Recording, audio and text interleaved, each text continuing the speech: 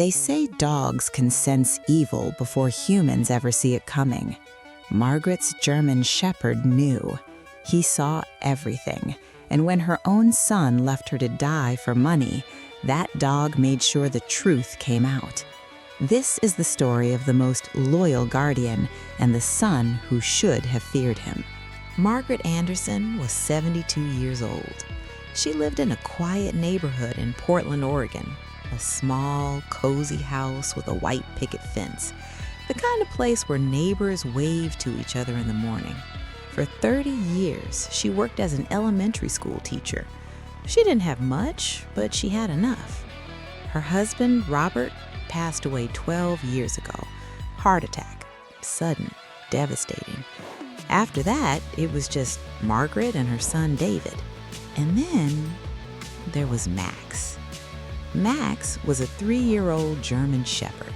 Black and tan coat, alert ears, eyes that seemed to understand everything. Margaret adopted him from a shelter 2 years after Robert died. She was lonely. The house felt too empty. But Max filled that emptiness.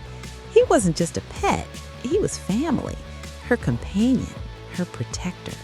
Every morning, Max would wait by her bed until she woke up. Every evening, he'd rest his head on her lap while she watched TV. Margaret used to joke with her neighbors, "Max is more loyal than most people I know." Then, she had no idea how right she was. David Anderson was 43 years old. On the surface, he was the perfect son. Successful, well-dressed, he worked in finance, made good money, lived in a nice apartment downtown. He visited his mother every week, brought her groceries, fixed things around the house, smiled, hugged her.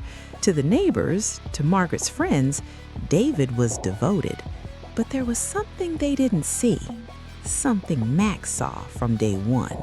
Every time David walked through that door, Max's ears would go back, his body would tense, a low, barely audible growl would rumble in his chest.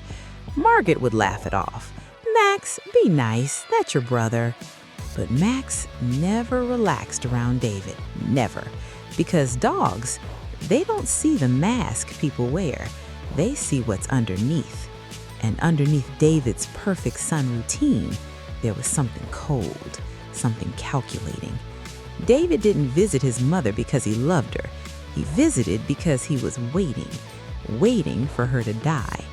You see, Margaret wasn't just a retired teacher living on a pension. She owned her house outright, worth over $600,000 in today's market. She had a retirement account, life insurance, investments Robert had left her. All together, close to $1 million. And David wanted every penny. But there was a problem. Margaret wasn't dying fast enough. In March of 2023, Margaret started feeling weak, tired all the time, no appetite, a persistent cough that wouldn't go away. She went to the doctor. The tests came back, stage 3 lung cancer. Margaret had never smoked a day in her life, but cancer doesn't always make sense. The doctor said she had options: chemotherapy, radiation. It would be hard, painful, but there was hope. Margaret wanted to fight. When she told David, he cried. He held her hands.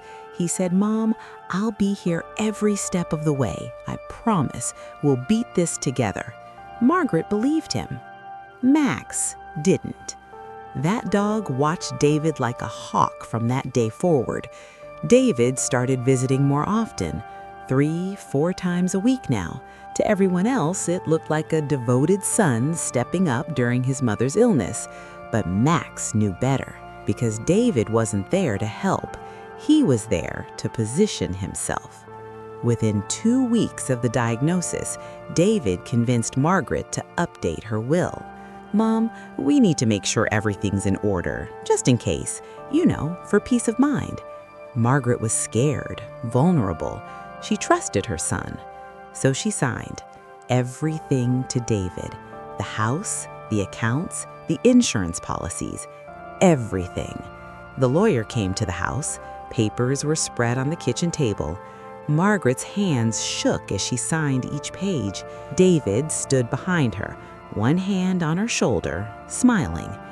Max sat in the corner of the room, watching. His eyes never left David's face.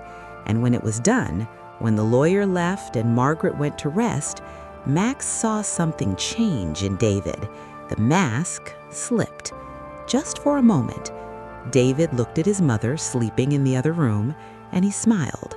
Not a warm smile, not a relieved smile, a satisfied smile, like a man who just closed a business deal.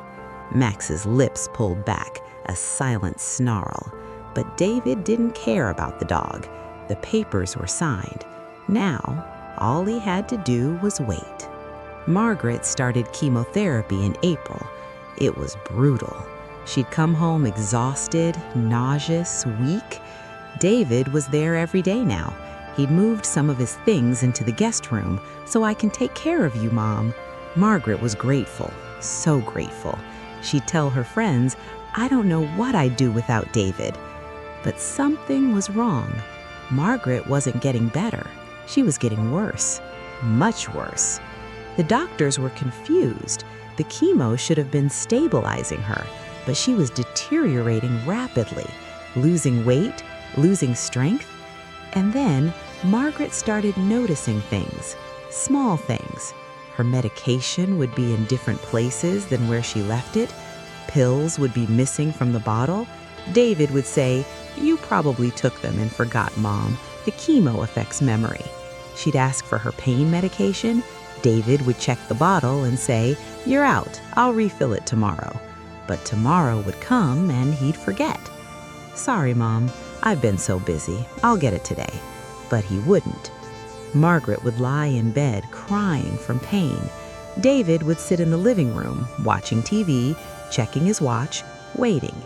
Max stayed by Margaret's bed, always. When she cried, he'd lick her tears. When she called for David and he didn't come, Max would bark, loud, insistent. David would yell from the other room, "Shut that damn dog up." But Max didn't stop.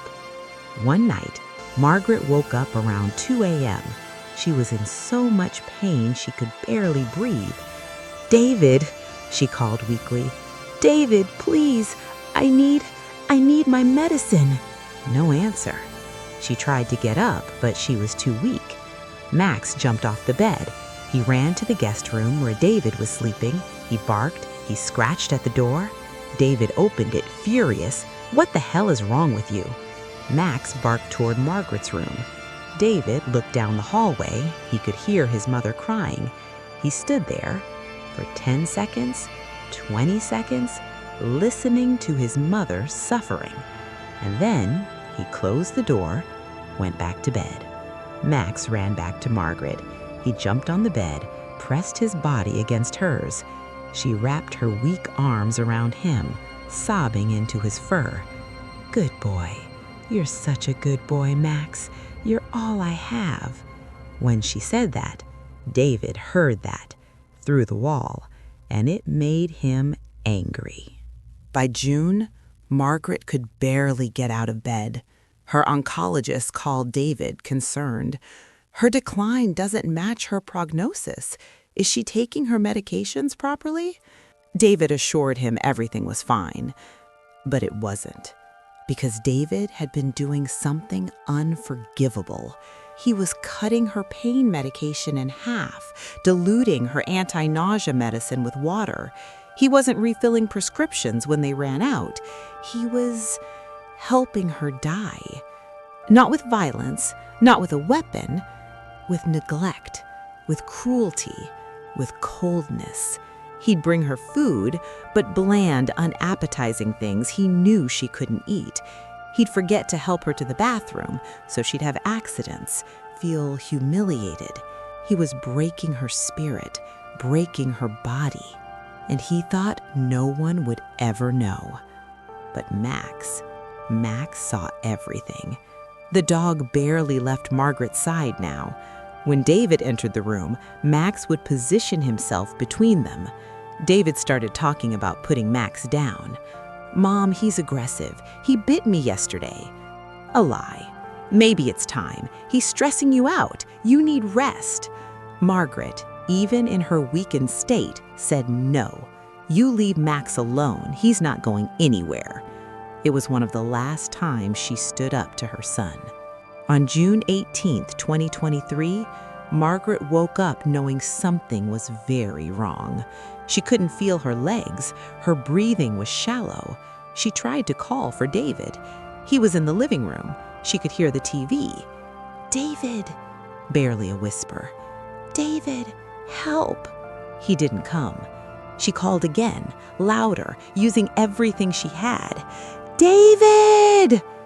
He appeared in the doorway, looked at her, and Margaret saw it. Finally saw it. The coldness in his eyes, the impatience.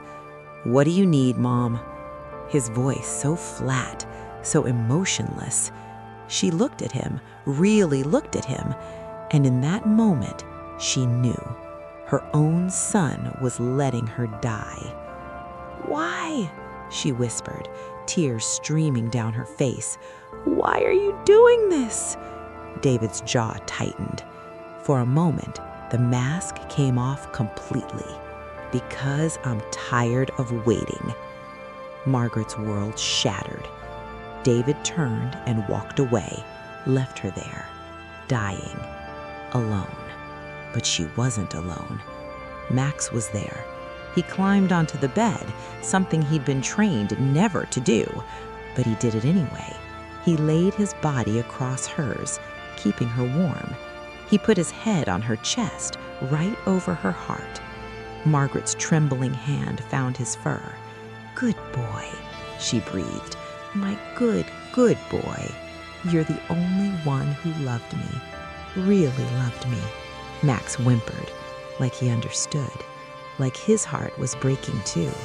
3 hours later, Margaret took her last breath. Max's head was still on her chest. He felt it when her heartbeat stopped, and he howled. A sound so mournful, so full of grief, the neighbors would later say they'd never heard anything like it. David was in the kitchen. He heard the howl. He looked at the clock. 11:47 a.m. He waited. He made himself a sandwich, checked his email. At 2 p.m., he called 911. "My mother has passed away. I think she's been gone for a while." But David made a mistake, a critical mistake. He forgot about the one witness who couldn't be silenced, the one who saw everything, Max. When the paramedics arrived, Max wouldn't let them near Margaret. He stood over her body, teeth bared, growling. Not aggressive, protective, guarding her, even in death. David tried to pull him away. "Move, you stupid dog."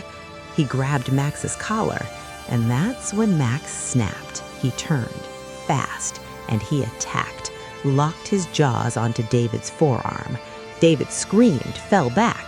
Max released, but he didn't back down. He stood between David and Margaret's body, snarling, daring him to try again. Blood dripped from David's arm. The paramedics called for police backup. "We have an aggressive dog, owner deceased, son injured." When the police arrived, they had to tranquilize Max. As he collapsed, his eyes stayed on Margaret, protecting her to the very end. David played the victim perfectly. "My mother just died and her dog attacked me. I think he went crazy from grief." He wanted Max euthanized. "That dog is dangerous." But something didn't sit right with one of the officers, Officer Jennifer Ramirez. She'd seen a lot of death scenes, and something about this one felt off. The house was messy, dishes piled up, medication bottles everywhere.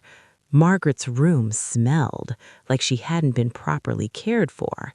There were bruises on her arms, old ones. Officer Ramirez started asking questions. "When did your mother last eat?" "David. This morning. I made her breakfast." "Lie." The kitchen was spotless, no dishes from breakfast. When did she last see her doctor?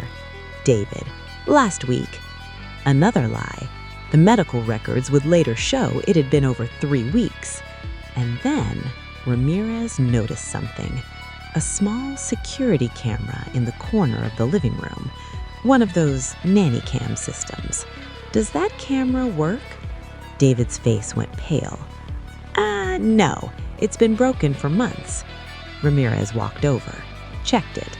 The red light was on. It was recording. David's hands started shaking. I don't think there's anything on it. Then you won't mind if we take a look. What they found on that camera was everything. Days of footage. David refusing to give Margaret her medication, ignoring her when she called for help, bringing her food and leaving it just out of reach when she was too weak to move, standing in her doorway, watching her suffer, checking his watch. And the audio. Why are you doing this? Because I'm tired of waiting.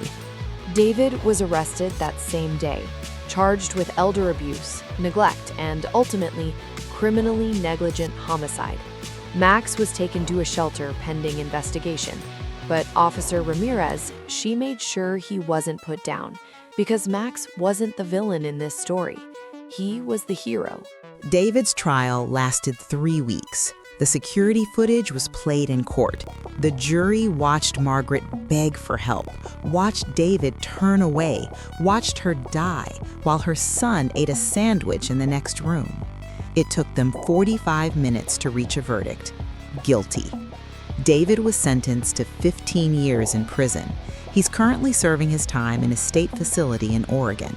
He'll be 60 when he gets out, if he gets out. Margaret was buried in a small cemetery outside Portland, a simple headstone. Beloved teacher, loving mother, forever remembered. At her funeral, only 12 people came. David wasn't allowed to attend, but Max was there. Officer Ramirez had adopted him. She brought him to say goodbye.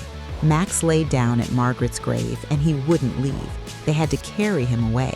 Ramirez says Max still sleeps by her bed every night, but sometimes in the middle of the night, she wakes up to find him gone. He's at the front door, waiting, like he's still waiting for Margaret to come home. They say dogs don't understand death, but I think they do. I think they understand loyalty and love and protection better than most humans ever will. Margaret's son betrayed her for money, but her dog fought for her until his last breath. Blood doesn't make you family. Loyalty does.